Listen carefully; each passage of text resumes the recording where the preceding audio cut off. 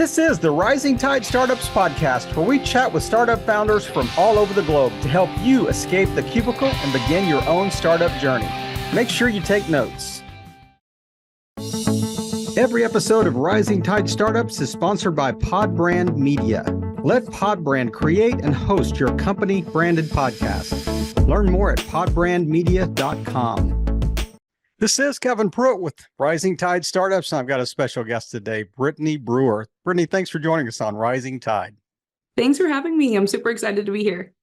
So we had a really brief chat, and I'm jealous because she spends part of the time right there where my favorite baseball team does their spring training down in St. Pete, Florida. So, Brittany, but I understand right now you're in cold Ohio. Is that true? That's correct. It's not as pleasant as sunny Florida, but it's great to spend time with family. So what are you going to do?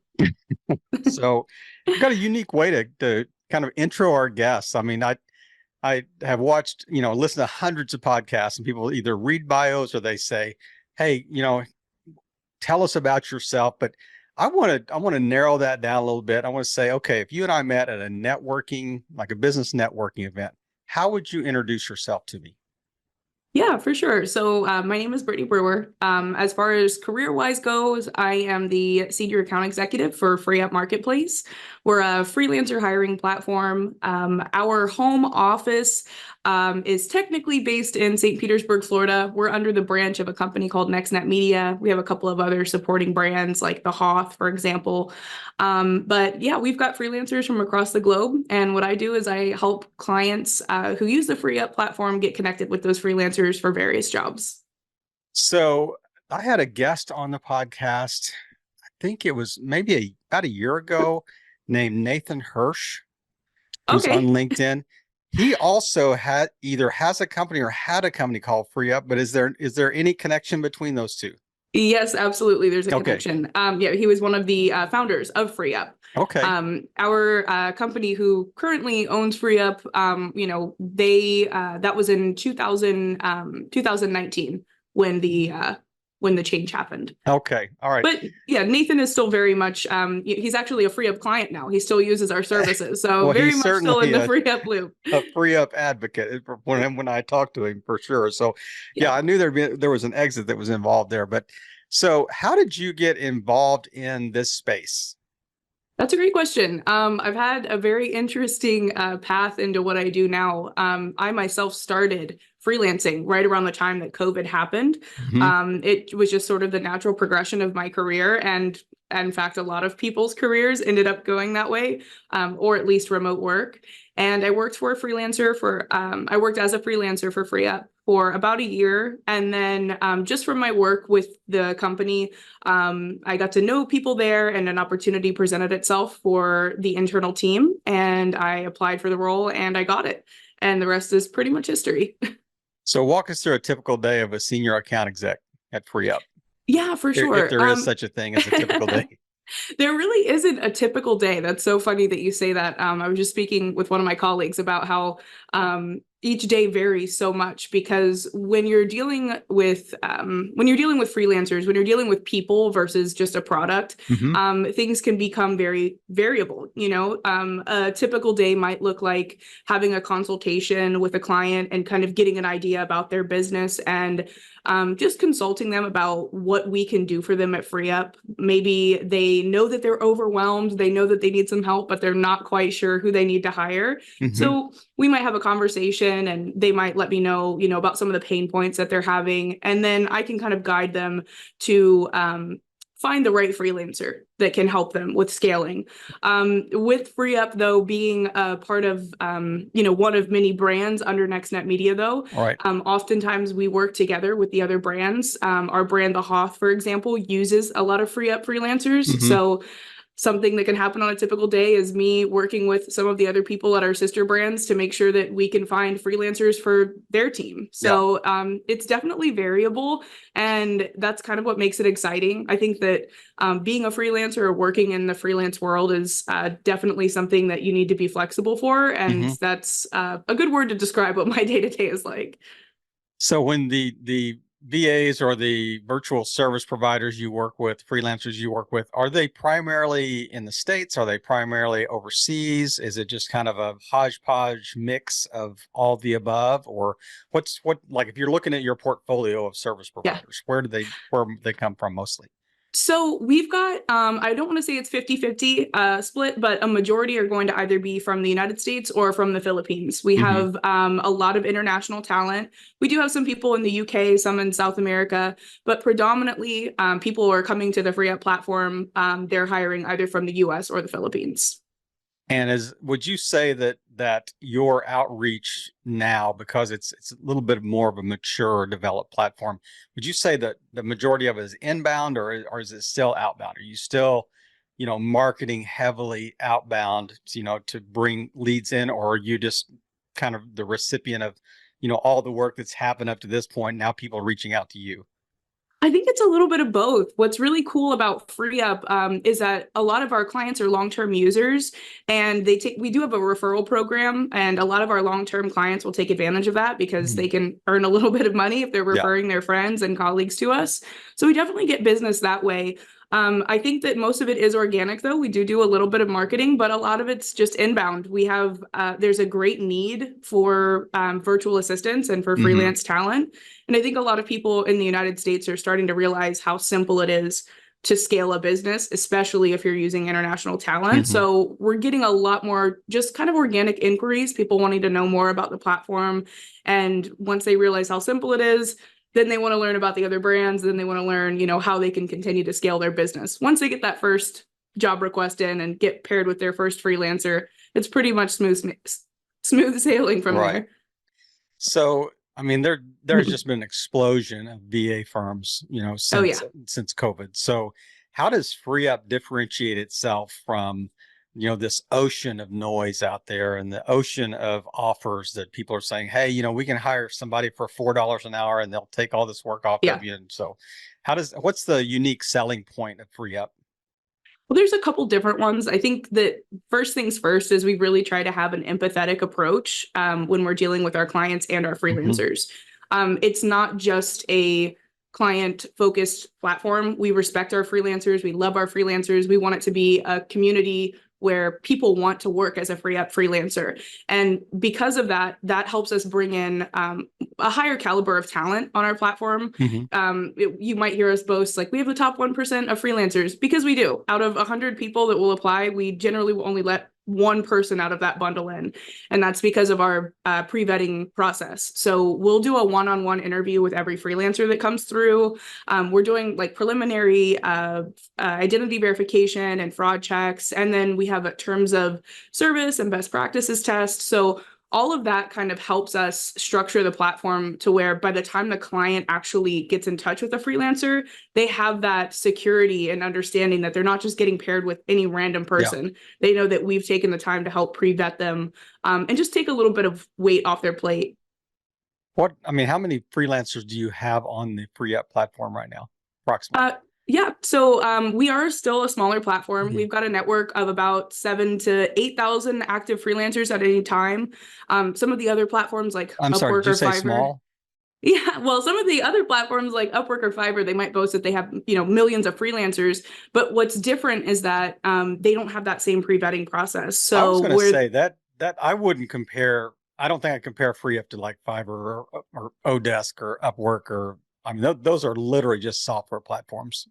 Yeah, they're freelancer hiring platforms, but they, it's definitely, I would say, a quantity over quality thing. We do get a lot of people who have come over to FreeUp who've used platforms like Upwork or Fiverr in the past, and a lot of the pain points that they will kind of bring to us is that there's a lot of turnover. There's maybe not enough pre-vetting. There's not enough skill sets within the freelancers that they're hiring. So they come over to FreeUp, and like I said, we really try to have an empathetic approach. We want to understand the client. We want to help them so they're not feeling overwhelmed right from the beginning, and just kind of work with them, because no two clients are the same. Even if, Jane Doe needs a freelancer to do VA work, and so does John Doe, they couldn't be more different. Every business is unique, and we really try to work with our clients from the beginning to understand what they really need, not just giving them a cookie cutter same thing goes for everybody kind of route.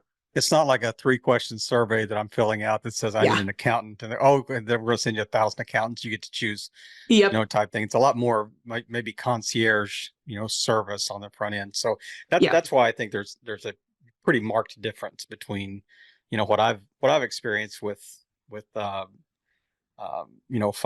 and I don't want to say Odesk, but Upwork. There's so many now. There really are so Yeah, many. it But is. yeah, that's a good word that you use. We say that ourselves. We try to provide concierge like support and Mhm. just really get to know what the client's looking for before we send freelancers over. And we really only send generally between 3 to 5 freelancers per request so that the Mhm. client's not being overwhelmed with Yeah. dozens or hundreds of different applicants. Like, I'm already busy. I don't have time to look Right. over all Yeah. of these applications. I am not LinkedIn. I don't want to screen everybody you send me. So Exactly. so it's easy to say, from even somebody that has an elementary understanding of like what VAs do and what freelancers do, just say, yeah, here's the top 10 things that, services that are most frequently offered, in these environments. But what are some really unique use cases for, say, a VA or a freelancer, things you wouldn't normally think of, that you think, what, we see people on our platform that this is the weird kind of offbeat, services that they're providing. Yeah. Okay. So that's such a unique question, and I don't want to like jump the gun on answering that as far as what a unique job that would come through. But I can say that there's unique industries that come through that you Hmm. wouldn't expect, where normally these kind of people or these kind of businesses have always brought people in brick and mortar Right. businesses, where they're hiring W-2 full-time employees, and they're realizing now, like a great example is like people in the med spa space. They Mm. are, they've never really used anyone internationally or even remotely. And they're realizing we can do all of our marketing and build out a marketing team and never have to bring someone Yep. into the Yep. business at all. We can do all of Yep. this remotely and scale up our team with just international freelancers. And that's a kind of industry that, I think that a lot of people wouldn't expect. We have people who are electricians, people who are plumbers, people who are just, trying to scale, trying to grow their business as entrepreneurs. These aren't, always going to be big time e-commerce people or consultants or coaches who are coming through. There's a demand for freelance talent in, I would say, every industry. So Hmm. that's more what I would say is on the unique side, is those businesses that you wouldn't expect to Hmm. come through versus, every once in a while we'll get a submission from a young kid who needs somebody to write a high school paper or something like that. That's not really something we can Please fill. call Fiverr. That's Yep. right. We do get those every once in a while, and that's always a good laugh. But for the most part, it's really more of the unique industries that I would say. Tell me the difference between like a freelance platform Mhm. and a virtual assistant agency. Yeah. Okay. So sometimes the We two are tend used to use inter them almost interchangeably. Yeah. Yeah, sometimes. Other times though, like in the case of FreeUp, something cool that we do is we give the FreeUp platform, we give a platform to agencies. So in certain cases, the freelancers that apply to freelance on our platform, they already have an agency. So they might have 2 or 3 people that are working on a team with Hmm. them. So for example, they might have the primary point of contact, and then beneath them, they have somebody who's doing graphic design, somebody who's a SEO whiz, someone who knows social media marketing in and out. Mm. And what's cool about those virtual assistant agencies is that if a job request comes through or a client comes through who needs a multifaceted person, an Yep. agency is the perfect fit, Yep. because it's not like they're going to have to hire multiple people. They can work with one point of contact and get all of the things that they need done by that central Mhm. person. Is that a white labeled solution, or is it part of the FreeUp platform? And how does the pricing work on something like that? Is it you pay a licensing fee for the software or the platform, or is it truly just within the ecosystem of FreeUp? Yeah, so we don't have anything that's like custom white label services, but a lot of the freelancers who operate as agencies on our platform, they will white label services. They might have a client of their own and they need somebody to come in and design, 10 or 15 different logos. So they'll hire a freelancer through us. The freelancer will complete the work and they'll deliver it to their client. Right. Right. So that in that sense, that's sort of a way that can work around. As far as pricing goes, though, whether a client is hiring someone who operates as an agency or someone who just works as an individual freelancer, our fees are flat across the board. We have a 20% fee with a $2 minimum. And we just like to keep it straightforward and simple, not a sliding scale or anything like that. So like if it's a $10 an hour job, $2 goes to FreeUp, $8 goes to freelancer. That's correct. Okay. You said something really interesting. So let's reverse the example you just gave about the white label. Let's say that I am a freelancer, or I have a small agency of a little group of people that we're working together, and we're on FreeUp's platform, and somebody comes to you needing the service. I can't do the work as Kevin's virtual assistant agency. It's still going to be through FreeUp, right? That's what I was asking about, like the white label. Can I use FreeUp services, but under my banner? Does that make sense? Yeah, of course. Excuse me. This Ohio weather has me a little bit under the weather right now. All so right. I mean, I forgot what I was going to ask you a minute ago, so you're way ahead of me here. So. Yeah, that's okay. So it's kind of we want all of the freelancers who operate on our platform, they have to be transparent with the clients that they work with on our platform about who's doing the work. So if you were going to hire a freelancer on our platform, and you hire John Doe and you're working with John Doe, if that person has anyone else working for them, they have to let you know that. So that's one side of it. Yep. But if, a freelancer or a client wanted to, do something where they're working with a freelancer, working with a client, and then outside of the FreeUp platform, kind of saying, yes, I did this work myself. I didn't hire a freelancer to do this. The onus is on them to deal with that with their clients. So we do have people who come through and do that.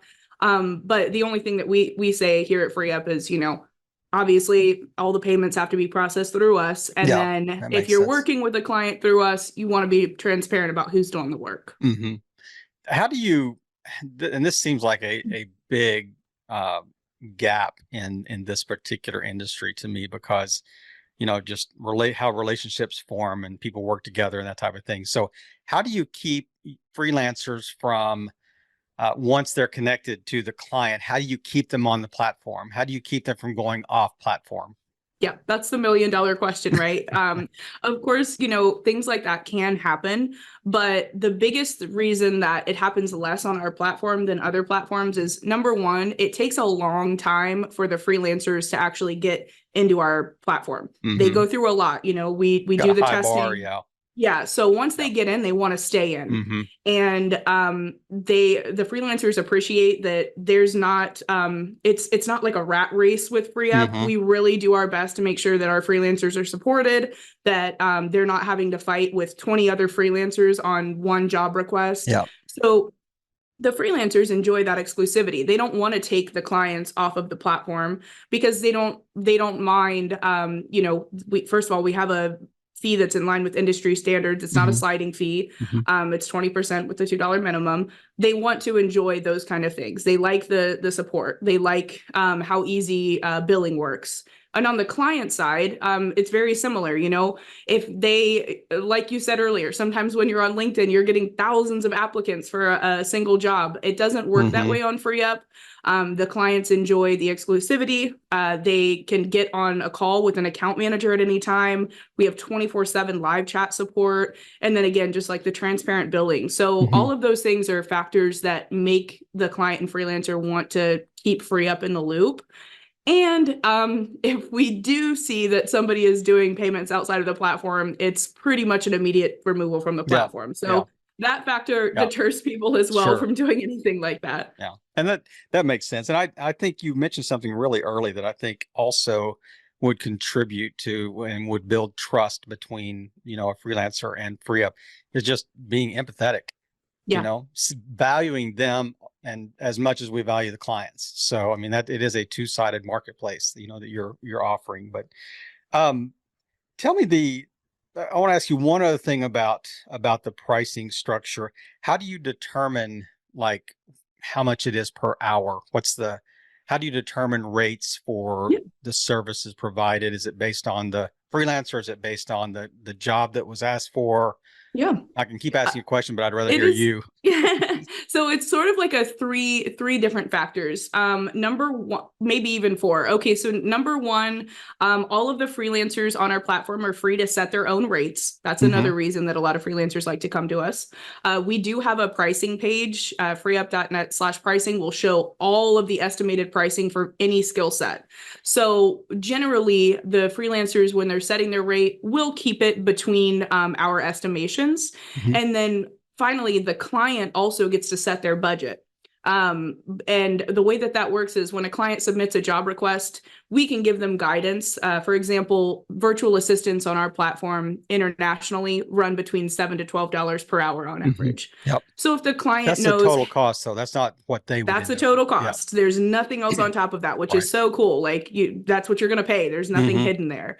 So if we get a client who says, you know what, my budget is exactly $7. I can't do 7 to 12. I only want to be paired with people who will take that $7 an hour price. We will only match them with freelancers at that $7 an hour rate. So that just kind of helps them. It saves them time. They're not having to weed through candidates that are outside of their budget. And it also saves the freelancer time too. You know, if they believe that a client, you know, has a higher budget, and then they apply for the job and it doesn't end up working out for that reason, it just kind of slows everyone down. And then there's entry level positions too. There's entry level people in marketing and there's expert level people in marketing. So that's sort of where that sliding scale comes in. And someone really, you know, who's new might want just somebody entry level to help them with maybe some email marketing. Someone who maybe wants someone on the higher level, they might want to pay that kind of expert level pricing to have someone take over the entire operation for them. Yeah, that's really good. I appreciate the transparency that FreeUp shows with you know, the pricing structure and the split between the freelancer and the, you know, kind of the platform itself. And I don't think that's a fair split, to be honest with you, because you are also not only you're taking on taxes and paperwork and bookkeeping and all the back end stuff that you've got to cover. And it takes that off the client's plate. They don't have to worry about that. They're paying a flat rate, kind of independent, you know, contractor type rate, and you know, getting good quality service. But we're going to take a quick break and hear from our sponsors. But when we come back, I'm going to ask Brittany to take a little bit deeper dive on just kind of the time that she's been at FreeUp and just some lessons learned. At Navicus, we know you spend far too much time on administrative tasks. Let us take those off your plate so you can focus on the highest value activities in your business. We have highly trained, highly vetted specialists ready to take on those administrative responsibilities at an affordable and effective rate. Check us out at navicus.com, proud sponsor of Rising Tide Startups podcast. We are back. Brittany Brewer is joining me today on Rising Tide Startups. Brittany, thanks again for joining us. It's been a great chat so far, but I want to take a little bit of jump in the Wayback Machine here and go back, you know, a little bit to, you know, early days at FreeUp, and, you know, think back at just the time you've been there. What do you think are just a couple of really, you know, good lessons learned, maybe that FreeUp corporately learned, you know, about this space that you saw that you think would be helpful to others that are kind of in this freelancer VA space? Yeah. The biggest thing I think that's applicable to our clients, to our company, to our freelancers, it's just across the board, is put people first. I think that especially after, you know, with everything happening with AI, there's been a lot of, you know, distrust for a lot of things happening, you know, remotely, and a lot of things happening that are being outsourced. And we really try to focus on that, just putting the people first and giving everyone an equal opportunity. And that's something that I think has helped just with the moral fiber of FreeUp internally as a company. It's helped us be, we're so much different than a lot of the other platforms that are available. And it's also helped our clients succeed. One of our top billing clients, they have scaled their business entirely with FreeUp freelancers. And it started with them just taking the time to find a virtual assistant to help them with little, small, menial tasks. And they built a beautiful relationship with that person. And she's now basically running their entire show. But it's really because they put their energy into the person versus just trying to wheel and deal and find someone to get a job done and then finding someone new. Foraging partnerships and relationships, it's crucial, especially in this industry. Well, that's one, to put people first. What's another like salient point, that you think you've seen, learned over the last few years? Oh, gosh. Okay. So another thing that is really huge for our clients specifically is take a little bit of time in the beginning to get organized. We have a lot of people who want to, and it can be very frustrating and it can seem daunting at first because you're already slammed, you're a business owner, you're trying to grow, you just want someone to come in and do all of these things. Taking 2 or 3 hours and just getting grassroots about it, get your pen and paper out and write down the things that are taxing you, that are taking away your time from doing big picture stuff. It is going to make or break your success with scaling. And we've seen it in every success and failure. One of the biggest things is not taking the time up front to really get standard operating procedures down or even really understand the work that you need done. We are huge advocates of telling our clients to hit record on Loom and just start recording your daily processes and share that with your freelancer, because not taking that time up front to, get organized, you're going to bring somebody on and it's just going to slow you down.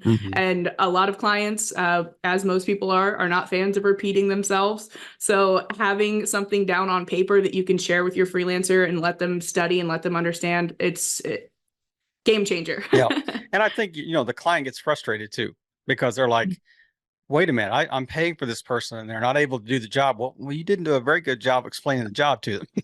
You didn't lay out the procedures and the guidelines very well. So you mentioned 7,000 to 8,000, maybe they're on the platform at any given time. How many of those would you say, like, this is probably a little bit of an anecdotal guess, how many of those 7,000 to 8,000 are actively in projects at any given time? I could give you an answer there, but I really don't want to speculate on an exact number because it's so variable, Ballpark like we're going, is it half? Is it 2/3, third? I would say at any given moment, it could be around 2/3 of the freelancers. That's pretty amazing. At some times, it might be less. I mean, that's going to be a higher case probability around like e-commerce season, for example, when during the holiday season, a large majority of the clients on our platform are in e-commerce. So around this time of year, there's a lot of active freelancers coming through the platform. So it's just dependent, it's kind of cyclical. That is crazy. I mean, I can't imagine the admin behind having 5,000 contractors, actively engaged in a project, doing just the billing, just the accounting and the bookkeeping to keep up with that. It's just crazy. It's what's really great about FreeUp internally, our FreeUp internal team, is that majority of our team are also freelancers themselves, which is really cool. We have such an incredible team. I can't speak praises enough about them. First of all, a lot of them are working mothers, which is incredible. And they hustle. They just know how to get stuff done. They've gotten all of our internal standard operating procedures down at FreeUp. They've got basically everything down to a science. So I think that we're operating internally as a pretty well-oiled machine. I love it. I love that. You said they're mothers. Of course they're organized. They know where all the socks are. They know. That's right. They have to be, always right? Food in the house. That's right. They got it covered. So that's amazing. Well, as we wrap up today, I just really appreciate you taking the time today. Just, is there any last second, like, closing thought, golden nugget that's kind of come to your mind as you've thought about this? And then maybe just tell people where to learn more about FreeUp online. Yeah, I would say the biggest thing is just to give yourself a little grace when you're getting started.